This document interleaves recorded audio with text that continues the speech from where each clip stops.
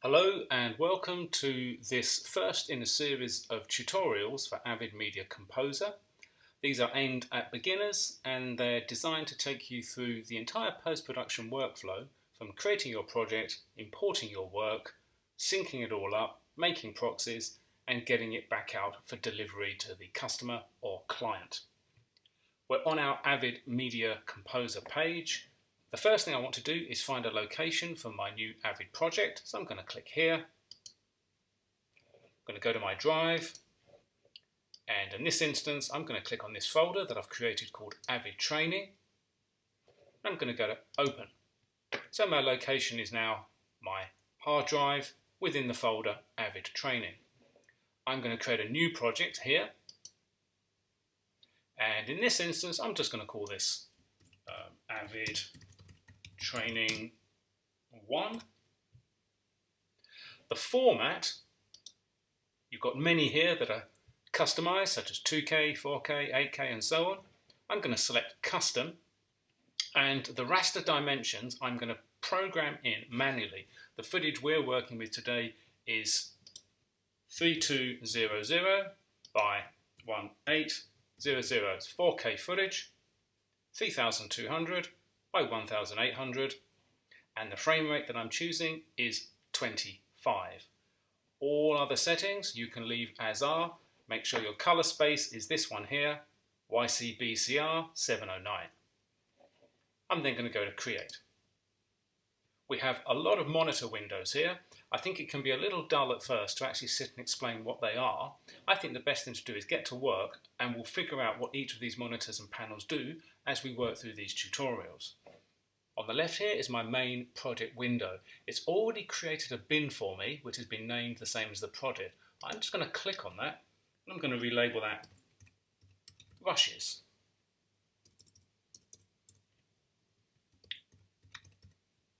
This is where I'm going to import or link my media. So I'm going to double click on this bin and it opens it in this window here. This window is where the footage will be placed within our Rushes bin, which you can see named here. We're going to do a right click, we're going to go to Input, we're going to go to Source Browser. And my drive is called Lacy, which you can see here. I'm going to double click on that. And let's just open this up a little bit. I'm going to go to my drama work and find some rushes. In your case, obviously go to whatever folder you have your rushes placed within. I've got one here. I'm going to go into this folder and here's my video footage. I'm going to just do a shift select like so, and I want to bring these clips in. You have two options for bringing your footage into Avid. Link and an import. I would like you to use link please in this instance. We're going to make sure the target bin is selected for rushes and we're going to click on link. And my footage has immediately been brought in. You'll notice in Avid it actually sort of has them in the wrong order. You can see it going from 11 down to 1 here. I'm going to just click on name, do a right click and just go to sort on column ascending so that in the right order. 1, 2, 3, 4, so on. That little chain there indicates this is linked media. I'm going to just click on one of these. There we go. And let's do a little playback under my source monitor. This is the source monitor where we can play our footage. I'm just going to hit play by pressing the spacebar.